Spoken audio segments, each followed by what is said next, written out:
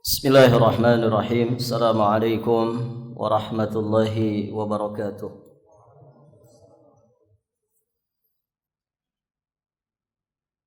Innal hamdalillah usolli wa usallimu ala Rasulillah Muhammad ibn Abdullah wa ala alihi wa ashabihi wa mawalah.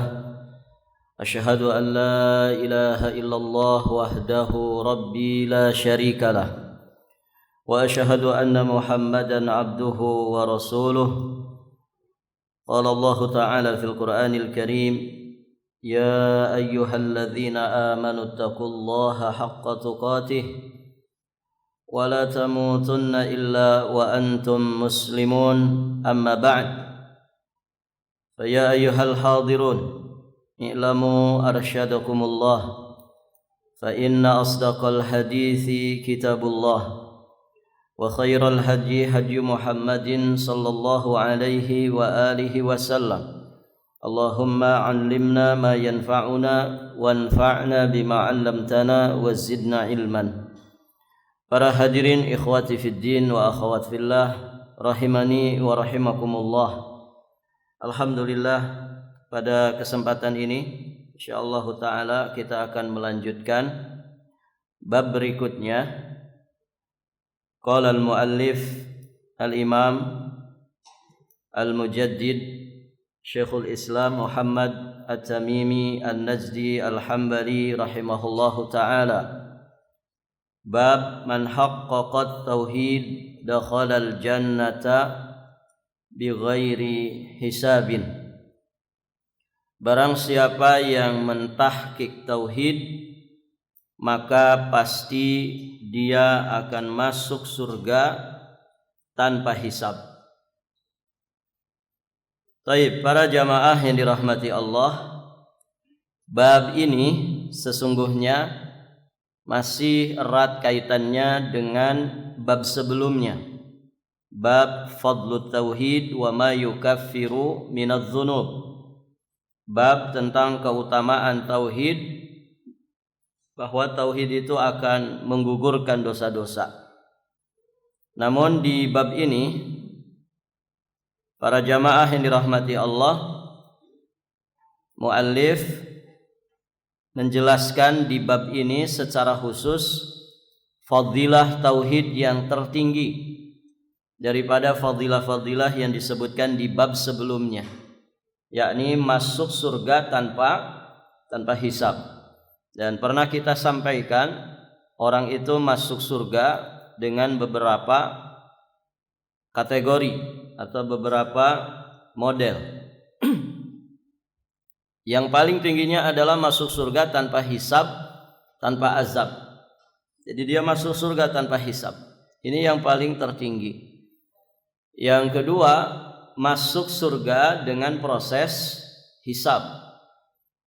Oleh karenanya Nabi sallallahu alaihi wasallam mengajari kita sebuah doa supaya kita dihisab dengan mudah. Karena hisab itu mengerikan, hisab itu menegangkan. Taib. Nabi mengajari kita satu doa, Allahumma hasibni hisaban yasiran. Ya Allah, hisablah diriku dengan hisab yang mudah. Hisab yang mudah adalah hisab yang menghasilkan ampunan di sisi Allah Subhanahu wa taala. Hisab yang akan menghasilkan surga Allah Subhanahu wa taala. Kemudian yang ketiga, orang itu masuk surga, surga menjadi tempat terakhirnya. Dengan kata lain, dia masuk surganya itu setelah sebelumnya mampir disiksa di dalam api neraka. Dia tetap masuk surga, ya, tetapi dia disiksa terlebih dahulu di dalam api neraka.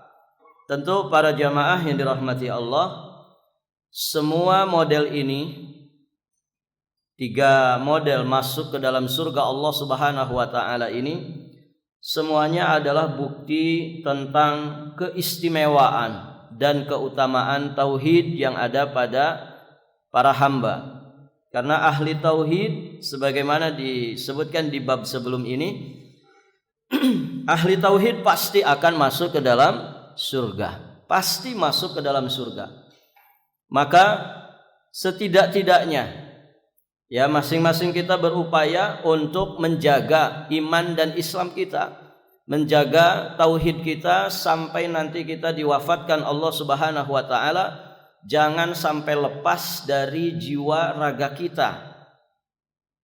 Terlebih di zaman ini para jamaah yang dirahmati Allah, gelombang fitnah begitu dahsyat sekali yang bisa menggerogoti keimanan, bisa menghancur leburkan tauhid yang ada pada diri kaum muslimin. Nas'alullah al-afwa wal afiyata wassalamah. Maka berarti ketika disebutkan di antara fadilah tauhid masuk surga tanpa hisab, tentu ini fadilah yang sangat-sangat tinggi. Sehingga ya beliau di sini menganggap bahwasannya bab ini mesti dipisahkan daripada bab sebelumnya karena keistimewaannya yang begitu besar. Kemudian para jamaah yang dirahmati Allah, sebelum kita masuk kepada dalil yang disampaikan oleh beliau, kita juga mesti memahami apa sesungguhnya yang disebut dengan tahqiqut tauhid. Karena ini istilah tahqiqut tauhid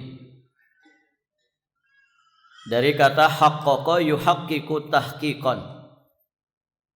Mentahqiq tauhid para jamaah yang dirahmati Allah, maksudnya adalah tahqiq itu kan secara harfiah itu artinya mewujudkan dengan sebenar-benarnya.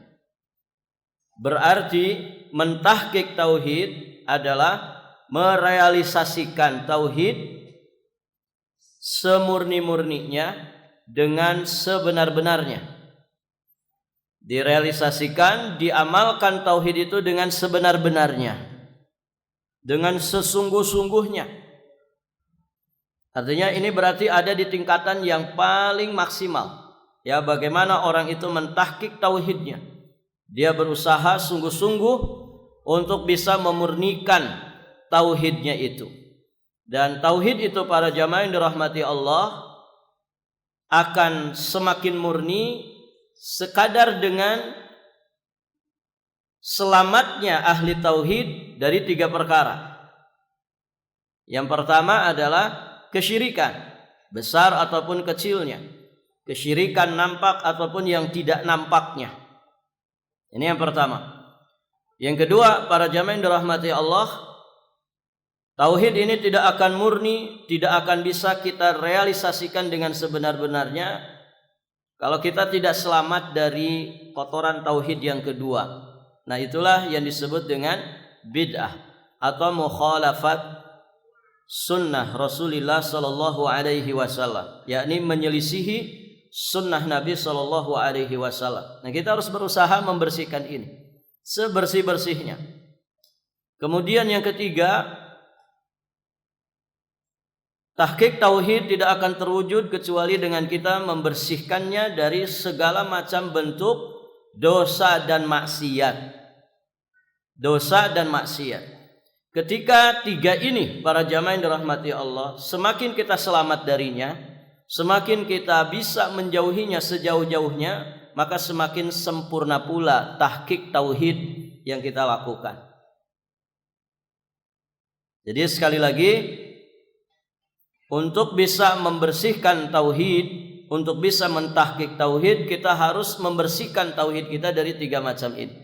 Dari syirik bersama segala macamnya, dari kebid'ahan dengan segala macamnya, kemudian dari dosa dan maksiat dengan segala macam ragamnya. Barakallahu fikum. Maka jika disimpulkan, berarti mentahqiq tauhid adalah memurnikan, membersihkan tauhid dari 3 perkara ini. Syirik, bid'ah, dan maksiat. Nah, para jamaah yang dirahmati Allah, para ulama juga menegaskan ada 3 syarat untuk kita bisa mentahqiq tauhid.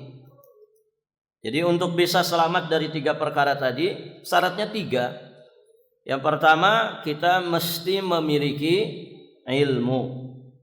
Fa'lam annahu la ilaha illallah wastaghfir li dzambik.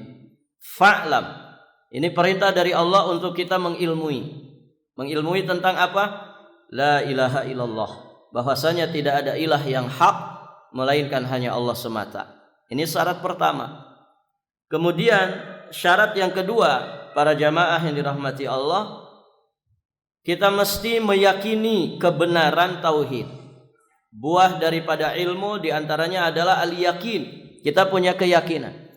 Bagaimana orang meyakini sesuatu kalau dia tidak mengilmui sesuatu tersebut? Maka syarat kedua adalah meyakini kebenaran tauhid. Karena kalau kita tidak yakin dengan kebenaran tauhid, kondisi kita mirip seperti orang-orang kafir Quraisy. Di mana Allah Subhanahu wa taala menjelaskan di surat Shad ayat yang kelima, aja'alal alihata ilahan wahidan inna hadza lasyai'un ujab. Apakah engkau Muhammad akan menjadikan Tuhan-Tuhan yang banyak ini menjadi satu saja? Inna hadza lasyai'un ujab. Sungguh ini perkara yang sangat mengherankan. Mereka tidak meyakini kebenaran dakwah tauhid la ilaha illallah yang didakwahkan oleh Rasulullah kepada mereka. Justru mereka terheran-heran dengan itu, penuh dengan pengingkaran. Maka syaratnya mesti meyakini kebenaran tauhid. Kemudian berikutnya para jamaah yang dirahmati Allah, syarat yang ketiga adalah jelas mengamalkan tauhid ini dengan sebenar-benarnya. Jangan bersikap sombong dengan menolak kebenaran ajaran tauhid. Dan jika kita bersikap sombong, tidak mau mengamalkan tauhid ini, para jamaah yang dirahmati Allah, maka kondisi kita juga akan seperti orang-orang kafir Quraisy. Seperti yang Allah Subhanahu wa taala sebutkan di surat As-Saffat ayat yang ke-35 sampai 38. Bagaimana pengingkaran orang-orang kafir Quraisy, mereka tidak mau mengamalkan kalimat la ilaha illallah. Allah nyatakan tentang mereka ini, innahum kanu idza qila lahum la ilaha illallah yastakbirun. Sesungguhnya mereka apabila dikatakan kepada mereka la ilaha illallah, apa yang mereka lakukan? Yastakbirun. Mereka bersikap sombong. Apa makna sombong? Batarul haq. Kata Nabi, sombong itu menolak kebenaran. Satu lagi apa? Wa ghamtun nas. Meremehkan manusia. Menolak kebenaran, meremehkan manusia. Makna yang pertama ini yang sering tidak disadari oleh sebagian kaum muslimin. Disangkanya sombong itu kalau ngeremehin orang saja. Padahal ketika ada penolakan, pengingkaran di dalam jiwa dan raganya terhadap kebenaran, terhadap al-haq yang ada di dalam dinul Islam, sesungguhnya itu adalah kesombongan. Sombong para jamaah. Lihat di sini, orang-orang kafir ketika dikatakan kepada mereka la ilaha illallah yastakbirun, mereka menolak itu. Kemudian merendahkan Rasulullah sallallahu alaihi wasallam. Ketika dikumpulkan oleh Nabi sallallahu alaihi wasallam di Bukit Safa, kemudian Nabi mendakwahkan tauhid ini, mendakwahkan la ilaha illallah secara terang-terangan setelah ada perintah dari Allah. Apa jawaban mereka? Alihadza jama'tana. Muhammad, apakah engkau mengumpulkan kami hanya untuk yang seperti ini? Artinya ini bukan urusan penting. Ngapain dikumpulkan di sini? Karena Nabi mengajak semua kabilah-kabilah yang ada di Quraisy untuk berkumpul kemudian menyampaikan dakwah. Qulu la ilaha illallah tuflihu. Kata Nabi, ucapkan la ilaha illallah, kalian akan beruntung. Ada di antara mereka yang kemudian begitu berani melakukan penolakannya. Tabban laka ya Muhammad. Celaka engkau wahai Muhammad. Maka turun ayatnya apa? Suratnya. Tabbat yada abi lahabiw wa tab. Ma aghna anhu maluhu wa makasab.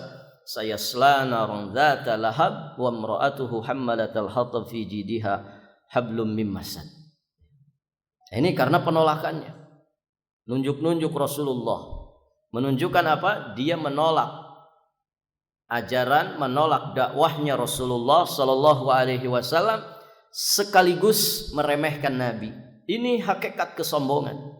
Alihadza jama'tana. Ngapain dikumpulkan begini kalau hanya untuk mengucapkan kalimat itu?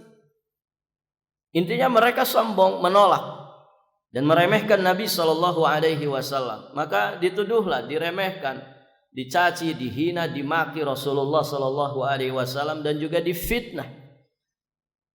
Dan ini tentu menjadi pelajaran bagi umatnya. Siapa saja yang mendakwahkan apa yang didakwahkan oleh Rasulullah, ya jangan kaget kalau kemudian difitnah. Siapa kita dibanding Nabi? Masa kita akan selamat dari fitnahan? Tidak bisa. Nabi saja nggak selamat dari fitnahan. Dicaci maki, ya kemudian dihina, dilakobi dengan lakob-lakob yang macam-macam. Sahir, tukang sihir, majnun, orang gila, apa lagi? Syair, tukang syair. Nah, ini memang min zaman para jamaah. Dari semenjak masa Nabi seperti itu. Ya, dakwah tauhid ini selalu ditentang oleh para penentangnya. Sunnatullah berlaku. Maka disinilah pelajaran bagi kita. Siapa yang tetap istiqomah dan siapa yang tumbang di tengah jalan. Kan begitu. Nasallallahu al-afwa wal afiyata wassalam. Nah itu para jamaah yang dirahmati Allah. Jadi mereka yastakbirun, bersikap sombong, menolak, meremehkan dakwah tauhid ini. Wa yaqulun, dan mereka berkata, mempertegas kesombongan mereka ini. Apa katanya? A inna latariku alihatina li syairin majnun? A inna latariku alihatina li syairin majnun? Lihat di sini kata penegasnya ada berapa? Mereka berkata, apakah kami benar-benar, apakah sesungguhnya kami benar-benar akan sungguhan meninggalkan alihatina, sesembahan-sesembahan kami ini, Tuhan-Tuhan kami ini, li syairim majnun, hanya gara-gara kami ingin mengikuti tukang syair, tukang syair yang gila ini. Siapa yang dimaksud? Rasulullah sallallahu alaihi wasallam. Lihat, mereka sombong, ya, sikapnya dengan menolak kalimat la ilaha illallah, kemudian mencaci, kemudian merendahkan, melakobi Nabi sallallahu alaihi wasallam. Begitu. Nah demikian para jamaah yang dirahmati Allah. Dan di zaman ini para jamaah, orang-orang yang menolak dakwah tauhid juga begitu modelnya, sama. Bersikap sombong, ditolak itu. Ditolak. Ini tidak sesuai dengan ajaran nenek moyang kita. Ini ajaran baru. Begini-begini kemudian dilecehkan setiap orang yang mendakwahkan, dicaci maki, difitnah, bahkan diteror para jamaah yang dirahmati Allah. Difitnah. Ya fitnahnya macam-macam. Itu katanya sarangnya teroris, cikal bakalnya dari situ. Apalagi radikalkah, wahabikah, apalagi terlalu banyak para jamaah kalau disebutkan. Nah di sini para jamaah yang dirahmati Allah, ya begitu modelnya. Dari semenjak zaman Rasulullah sallallahu alaihi wasallam, setelah mereka bersikap sombong, menolak, kemudian baru meremehkan, mencaci maki. Ini ayatnya jelas. Yastakbirun, kemudian dia mengatakan, a inna latariku alihatina li syairim majnun bal jaa bil haqqi wa sadaqal mursalin. Kata Allah Subhanahu wa taala, bahkan sesungguhnya Rasulullah sallallahu alaihi wasallam itu datang membawa kebenaran, wasaddaqal mursalin, dan membenarkan rasul-rasul sebelumnya. Semua nabi dan rasul dakwahnya sama. Al-anbiya dinuhum wahid. Para nabi itu agama mereka sama, dinul Islam. Yang inti daripada ajarannya adalah ani'budullaha wajtanibut taghut. Sembahlah Allah semata dan tinggalkan segala sesembahan selain Allah. Sesembahan selain Allah tidak mesti bentuknya patung, bisa hawa nafsu, bisa hawa nafsu. Bagaimana orang kemudian mendewakan, kata orang, menuhankan kekuasaannya, menuhankan pangkat dan jabatannya, menuhankan materi dunia, menuhankan hawa nafsunya. Ini semua diberantas oleh dakwah tauhid. supaya jiwa raga seorang muslim hanya kepada Allah. Kebergantungan jiwa raga seorang muslim hanya kepada Allah, baik di dalam meraih manfaat ataupun menolak madarat. Ini yang harus ditegakkan. Harus ditegakkan. Apapun rintangannya. Karena kita semua ingin selamat. Dan keselamatan kita hanya dengan tauhid ini. Bukankah asas takwa adalah tauhid? Takwa yang menjadi bekal terbaik seorang hamba ketika dia menghadap Allah Subhanahu wa taala, asasnya tauhid. Kalau Allah menyebutkan bahwa surga dipersiapkan untuk orang-orang saleh, siapa orang saleh? Orang yang punya asas tauhid di dalam hidupnya. Maka para jamaah yang dirahmati Allah, 3 perkara ini syarat untuk mentahqiq tauhid. Harus berilmu tentang tauhid ini. Kemudian yakini kebenaran tauhid ini. Setelah itu kita praktekkan, kita realisasikan, kita amalkan dengan beragam macam resiko yang akan kita hadapi. Dan hidup ini penuh resiko, itu wajar para jamaah. Pengen gak punya resiko Pak? Pengen? Nanti di surga gak ada resiko. Kalau di dunia siapapun beresiko. Tanya orang jahat. Jadi orang jahat itu resiko besar enggak? Resiko besar. Tukang korupsi itu resikonya besar. Kucing-kucingan sama polisi, kucing-kucingan sama Intel, kucing-kucingan sama KPK, BPK. Begitu kan? Resiko. Kalau orang jahat saja menghadapi resiko besar. Kenapa? Ketika kita berusaha menjadi orang baik, kok tidak mau menghadapi resiko? Mesti resiko itu ada. Namanya hidup di alam dunia. Kalau pingin rehat sejati, rehat sesungguhnya, bukan di dunia. Kapan? Di surga Allah. Saat kaki ini melangkah pertama kali ke surga. Nah begitu para jemaah. Baik. Nah, itu 3 syarat mentahqiq tauhid. Berikutnya kita akan masuk di ayat pertama yang beliau sampaikan. Di ayat ini para jamaah yang dirahmati Allah, kita akan dibimbing untuk memahami sifat-sifat orang yang dinyatakan telah mentahqiq tauhid, yakni tentang Nabiullah Ibrahim alaihi salam. Ibrahim gelarnya apa? Beliau seorang nabi, juga seorang rasul. Beliau juga termasuk rasul ulul azmi. Rasul ulul azmi ada 5 ya.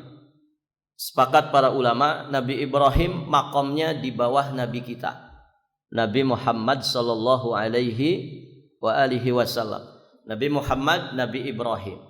Kemudian 3 sisanya dari Rasul ulul azmi, para ulama silang pendapat.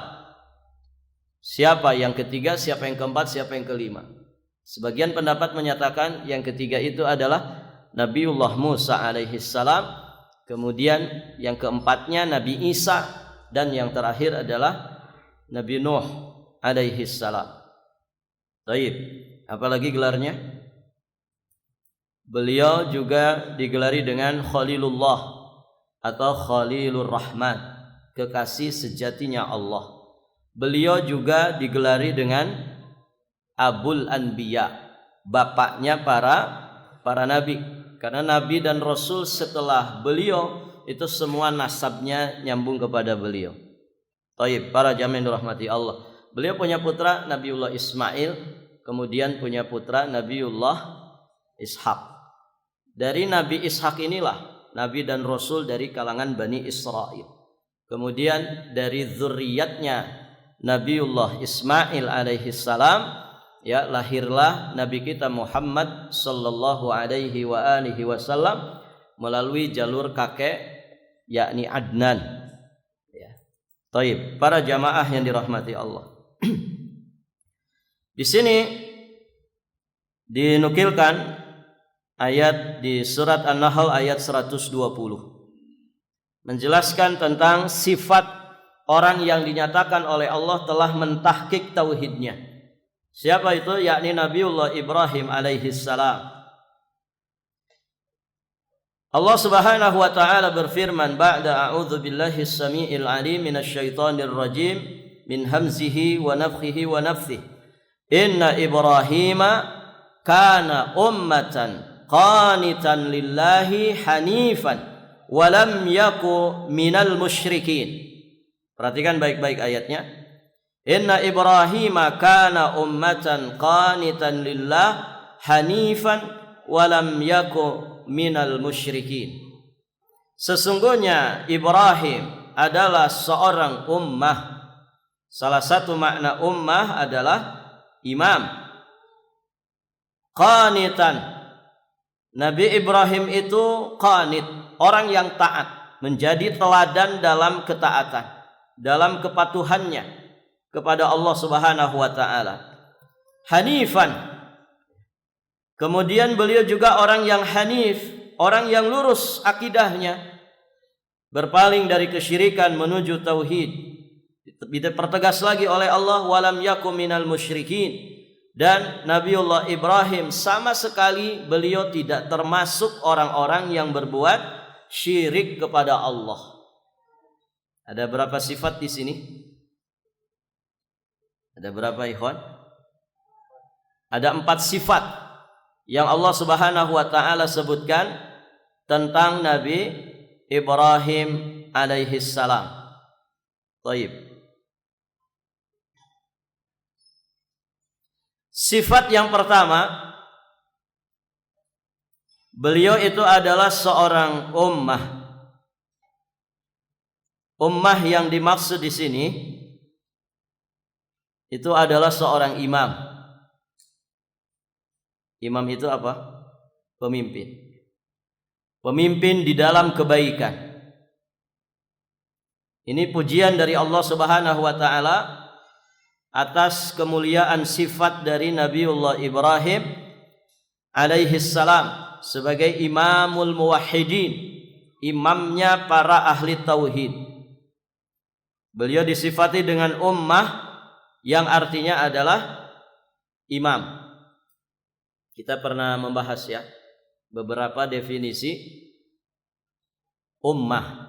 Salah satunya diantaranya adalah imam. Jadi ummatun itu diantara maknanya adalah imam, pemimpin di dalam kebaikan. Baik, para jamaah yang dirahmati Allah.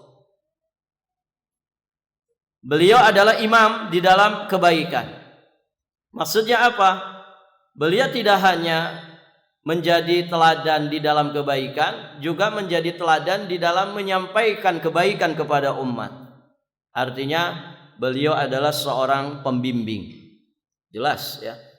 Pembimbing yang paling tinggi levelnya adalah nabi dan rasul. Karena tidak ada satupun nabi dan rasul melainkan semuanya mereka ini pendidik sejati, mendidik umat. Begitu ya. Ada beberapa istilah ya dari istilah para pendidik. Kadang disebut dengan muallim yang mengajarkan ilmu. Kadang juga disebut dengan mudarris. Mudarris itu juga sama artinya guru, pembimbing, pendidik, pemberi pelajaran. Mudarris. Apalagi? Kadang juga disebut dengan murabbi. Murabbi itu orang yang memberikan tarbiyah, pendidikan. Apalagi? Kadang disebut dengan mursyid. Mursyid itu pembimbing. Apalagi istilahnya? Kadang juga disebut dengan muaddib.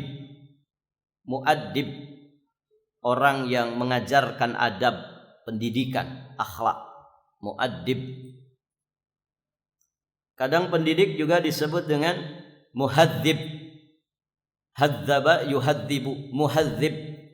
Muhadzib itu sama kalau diterjemahkan simpelnya pendidik. Dia punya fungsi membersihkan, ya, membersihkan orang dari segala sesuatu yang tidak baik. Muhadzib. Kemudian kadang juga disebut dengan, kalau di kita ada istilah ustadz, ya. Ustadz juga bagian daripada pendidik. Jadi ada berapa? Berapa yang tadi saya sebutkan? Coba ulangi. Hah? Nanti Ustadz di rekaman ada. Dicatat ya. Apa? Pertama, muallim. Ini istilah-istilah pendidik ya, atau bahasa kita guru. Bisa muallim, apalagi mudarris, terus murabbi, apalagi mursyid, terus muaddib, kemudian muhadzib, apalagi ustaz, begitu ya. Ini istilah-istilah untuk para pendidik.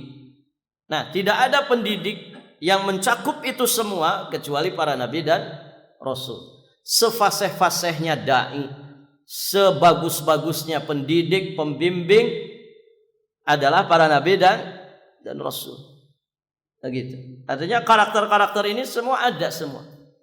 Mau itu yang disebut muallim, mudarris, muaddib, muhadzib, mursyid, murabbi, semua ini karakter dari pendidik. Semuanya ada pada para nabi dan rasul, dan secara khusus adalah Nabi kita Muhammad sallallahu alaihi wa alihi wasallam, sebagaimana beliau nyatakan di sebuah hadis bahwa aku fuddiltu alal anbiya, aku dilebihkan dari sekalian para nabi dan rasul dengan 6 perkara. Salah satunya apa? Bijawami'il kalim. Nabi itu punya kemampuan bicara singkat, simpel, tapi padat maknanya.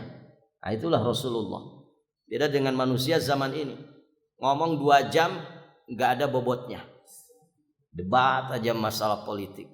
Nggak ada faidahnya. 2 jam hilang. Begitu. 3 jam hilang. Nggak ada faidahnya. Kalau kemudian ditarik kesimpulannya, pelajarannya, nggak ada pelajarannya. Debat kusir. Memperdebatkan sesuatu yang nggak penting. Para jamaah yang dirahmati Allah, minyak goreng diperdebatkan. Masya Allah. Emang kita mau mati kalau nggak ada minyak goreng?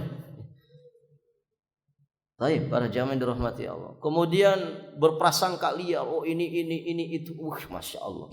Habis waktunya. Ngomong 2 jam lah faidah, nggak ada faidah. Nah, Nabi sallallahu alaihi wasallam dianugerahi oleh Allah jawami'ul kalim, kemampuan bicara sedikit tapi padat makna. Ada orang itu Pak ngomong 5 menit tapi berharga sekali. Ada orang ngomong sejam 2 jam tidak ada faidahnya. Untuk dunia nggak ada faidahnya, apalagi untuk hati, untuk kebaikan agama. Ada orang ngasih nasihat cuma 5 menit, 5 menit. Durasi cuma 5 menit, tapi begitu menyentuh ke hati. Jadi faidah yang luar biasa, nambah iman, kemudian jadi semangat beramal soleh. Nah, itu jawami'ul kalim. Baik, para jamaah yang dirahmati Allah. Nah, ini sifat yang pertama dari Nabi Ibrahim alaihissalam. Kemudian sifat yang kedua. Sifat yang kedua para jamaah yang dirahmati Allah, qanitan. Nabi Ibrahim itu seorang yang qanit. Disinilah diambil istilah kunut. Qanit itu khusyuk, patuh kepada Allah Subhanahu wa taala. Karena hakikat dari kunut itu senantiasa berada di dalam ketaatan kepada Allah Subhanahu wa taala. Qanitan.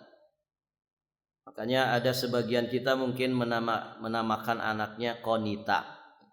Konita itu ya ini, Konitat. Kalau perempuan Konitat. Ya, orang kita nyebutnya Konita. Ada yang namanya Konita, putrinya Konitah, ya. Itu artinya perempuan yang taat, senantiasa taat dan selalu berada di dalam ketaatan. Kemudian hanifan. Yang ketiga adalah hanifan. Hanif itu berpaling dari syirik. Hanif itu dari kata al-mail, condong. Maksudnya apa? berpaling dari syirik menuju kepada tauhid. Hidup kita harus seperti itu, menjauh dari kesyirikan. Menjauh dari kesyirikan. Terus kita menghadap kepada tauhid, berjalan di atas tauhid. Nah, itu yang disebut dengan hanif, jamaknya hunafa. Kemudian satu lagi, lam yaku minal musyrikin. Beliau itu Nabiullah Ibrahim bersih dari syirik, baik dalam ucapannya, baik dalam amalannya, maupun dalam keyakinan hatinya, bersih dari kesyirikan. Baik, para jamaah yang dirahmati Allah. Jadi sekadar dengan bersihnya tauhid kita dari 3 jenis yang kita sebutkan tadi ya, syirik, kemudian bid'ah, dan maksiat, maka sekadar itu pula peluang besar untuk masuk surga tanpa hisab. Maka coba lihat, coba perhatikan ya, bagaimana karakter sifat orang-orang yang dinyatakan oleh Allah sebagai ahli tahqiq tauhid. Sifat mereka seperti apa? Itu yang kita tiru. Nah, Nabi Ibrahim dinyatakan sebagai orang yang mentahqiq tauhid karena beliau adalah Khalilullah, Khalilur Rahman. Beliau adalah Imamul Muwahhidin. Maka 4 sifat ini harus kita upayakan dalam hidup kita. Jadilah kita teladan di dalam kebaikan. Kemudian jadilah kita orang yang selalu taat kepada Allah, orang yang selalu terus berpaling menjauh dari kesyirikan menuju kepada tauhid dan bersih dari segala kesyirikan. Antum perhatikan ayatnya. Di ujung ayat itu ada kalimat walam yaku minal musyrikin. Walam yaku. Ada yang belajar bahasa Arab? Yaku. Yaku di situ fiil apa? Ada yang belajar bahasa Arab enggak? Bisa bahasa Arab kan? Kalau na'am dan la bisa Ustaz. Thayyib. Thayyib. Para jamaah, yaku di situ fiil mudhari'. Fiil mudhari'. Fiil mudhari' itu maknanya apa? Lil hal wal istiqbal. Kan begitu ya? Untuk masa sekarang dan yang akan datang. Begitu kan? Iya. Mafhum ikhwan? Kalau dalam bahasa Inggris apa? Continuous. Iya. Mudhari itu continuous tense. Iya. Nah, pokoknya begitulah. Ya. Taib. Ada eat, ada eating, kan begitu. Taib para jamaah. Nah, mudhari itu untuk sekarang dan yang akan datang. Nah, namun ada kaidah dalam bahasa Arab bahwa kalau fiil mudhari kemasukan lam, di sini kan ada lamnya di situ, diawali dengan lam. Walam yaku, walam yaku. Yakunya itu fiil mudhari, walam yakun, begitu ya? Karena kemasukan lam jadi dihilangkan itunya. Sehingga jadi walam yaku. Nah, ketika mudhari kemasukan lam, itu dalam kaidah bahasa maknanya menjadi fiil madhi. Maknanya jadi fiil madhi. Fiil madhi itu apa? Menunjukkan perkara yang sudah lampau. Sehingga maknanya di sini begitu dalam dan begitu tegas, menyatakan tentang bersihnya Nabiullah Ibrahim dari kesyirikan. Artinya gini, kalau diterjemahkan secara harfiah, Nabi Ibrahim itu bersih dari kesyirikan, baik di masa lalunya, di masa sekarangnya, juga di masa yang akan datangnya. Dalam kata yang lain, Nabi Ibrahim itu tidak pernah menyekutukan Allah semasa hidupnya. Bisa dipahami? Jadi ini bukan mudhari, iya mudhari. Oh, Nabi Ibrahim itu tidak bersih dari syirik sekarang dan yang akan datang. Berarti dulu pernah berbuat syirik. Nah, jangan dipahami begitu. Kenapa? Karena fi'il mudhari kemasukan lam itu juga maknanya bisa madhi. Madhi itu yang lampau. Sehingga dengan tegas Allah menyatakan bersihnya tauhid Nabi Ibrahim itu di masa lalunya, saat ini, sampai yang akan datang, tidak akan pernah berbuat syirik Nabi Ibrahim itu. Nah, begitulah kita, ya, seharusnya berupaya jangan sampai terjatuh ke dalam perbuatan syirik. Namun sepertinya rata-rata kita pernah mengalami jatuh ke dalam perbuatan syirik. Syirik kecil rasa-rasanya sering, Pak, ya. Ria gitu ya. Nyumbang karpet ke masjid gara-gara kalah, marah-marah ke jamaah.